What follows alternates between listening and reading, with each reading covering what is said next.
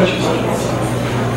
E os cuidados paliativos, o que são, né, por definição? A Organização Mundial de Saúde propõe que são os cuidados paliativos, são aqueles que procuram atender às necessidades dos pacientes terminais por meio de alguns princípios, tais como cuidados para não acelerar e nem prolongar com medidas desproporcionais a morte, aliviar dores, fornecer suporte psicológico, espiritual e familiar.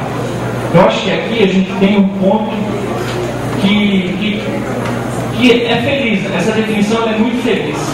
Ela tem aqui que a gente não deve acelerar a morte, né? Quando a gente acelera a morte, qual que é o termo que a gente costuma usar? Eutanásia, né? Hoje já tem alguns termos, né, que tem isso legal, que é eutanásia, ortotanásia e distanásia, né? A eutanásia é quando o médico, né, ele leva o paciente à morte, né? Eu injeto uma droga lá e o paciente morre. A ortotanásia é quando eu vejo que esse paciente está na fase terminal da doença dele, em que ele vai vir a óbito nas próximas 2 a 3 horas, e eu faço de tudo para que ele não venha sofrer nessas últimas horas da sua vida. E a distanásia é quando eu vejo que o paciente está em fase terminal, que ele vai evoluir para óbito nas próximas horas, nos próximos dias, e eu uso do meu conhecimento e das armas que eu tenho em mãos, que são aparelhos, medicamentos, para prolongar o processo de morrer e não prolongar a vida.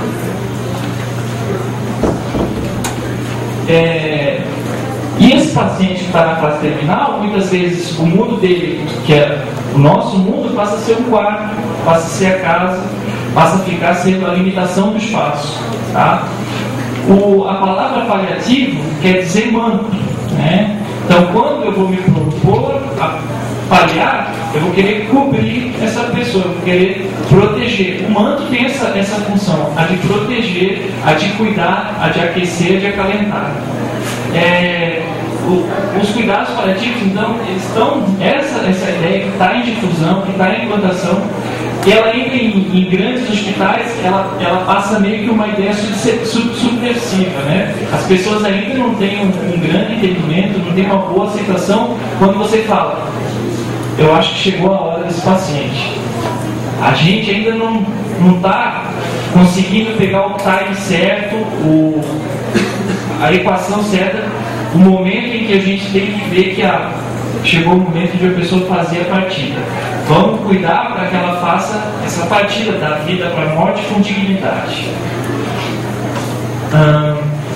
E o tratamento nos cuidados paliativos, ele começa onde a maioria termina, né? Quando você acha que já não tem mais o que fazer, é que entra o cuidado paliativo. E cuidar, na maioria das vezes, é mais do que curar. Quando a gente se propõe a cuidar, às vezes a gente traz mais conforto do que se a gente estivesse curando. Várias limitações para a implantação desses conceitos tem um pouco de resistência. Incerteza diagnóstica, né? Muitas vezes a gente tem um paciente grave, né, em que a gente não conseguiu fazer o diagnóstico a tempo, mas a gente vê que o paciente está.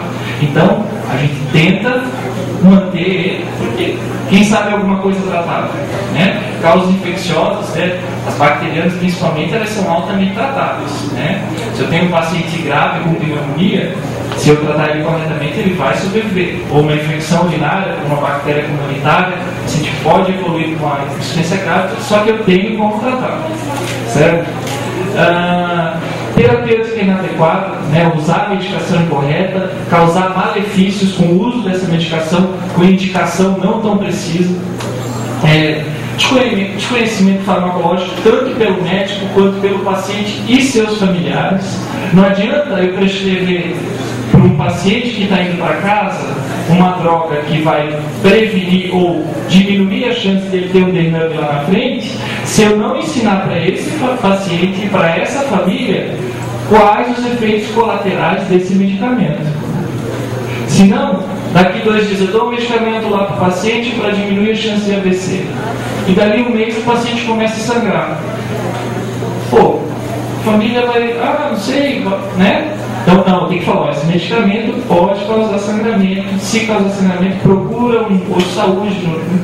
Estão entendendo? É você ensinar para o paciente e para a família qual é a doença que ele tem e os remédios que ele está tomando, para que são.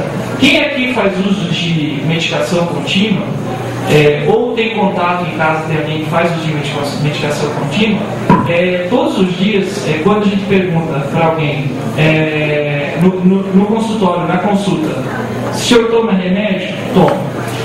A senhora, o senhor, a senhora, você, qual o remédio?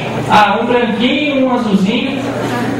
Não dá, né? A gente não tem o hábito, a gente não tem a educação de conhecer o que a gente toma. A gente tem que saber o que o nosso pai está tomando, o que a nossa mãe está tomando, o que eu estou tomando, tá? O que essa medicação faz, o que ela pode fazer de causar de ruim para mim, tá? Tem gente que não pode tomar algumas medicações, tá? Pode passar todos. Objetivos, né? Para que essa proposta seja eficaz, a gente tem que gerar um diálogo entre profissionais, tá? É a tão falada que é a interdisciplinaridade, a multidisciplinaridade, é o auxiliar falar com o enfermeiro, falar com o médico, falar com o fisioterapeuta, falar com o fonoaudiólogo, falar com o terapeuta ocupacional, com o assistente social.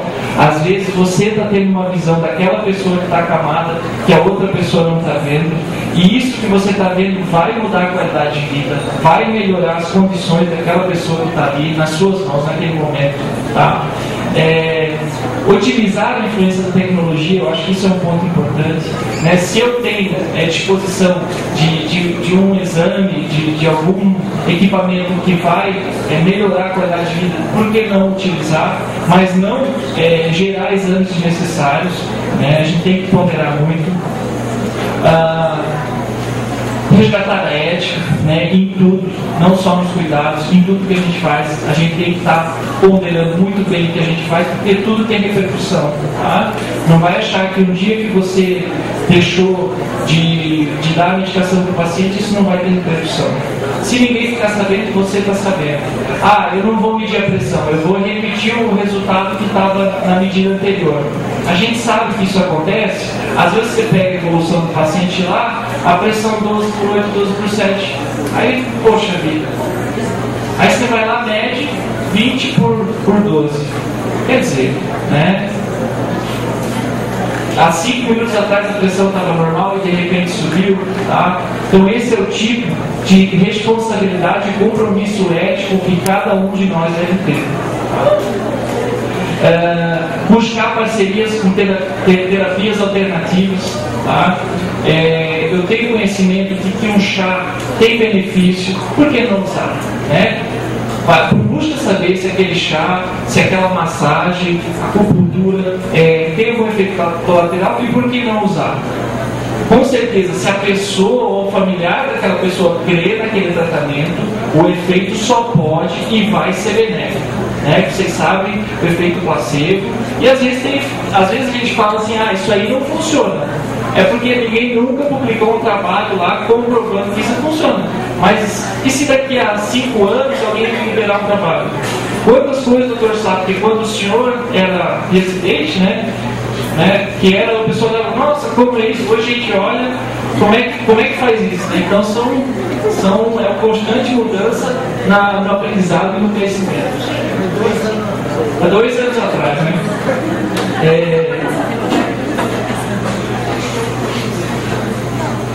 Então, tendo tudo isso em mente, a gente tem o objetivo de tentar proporcionar uma vida de melhor qualidade para o paciente.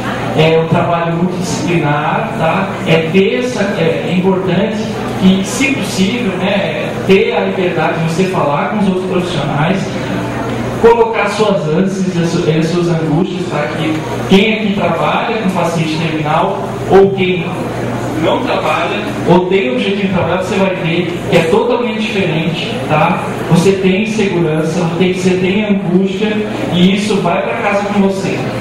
Na hora que você bota o pé para fora, por exemplo, eu falo de mim, quando eu boto o pé para fora, muitas vezes a minha cabeça continua aqui, tá? Por quê? Porque é o paciente mais frágil, é um paciente que não conversa às vezes, ele já não tem mais a consciência, o eu dele já não está mais presente. Então você tem que tentar imaginar de uma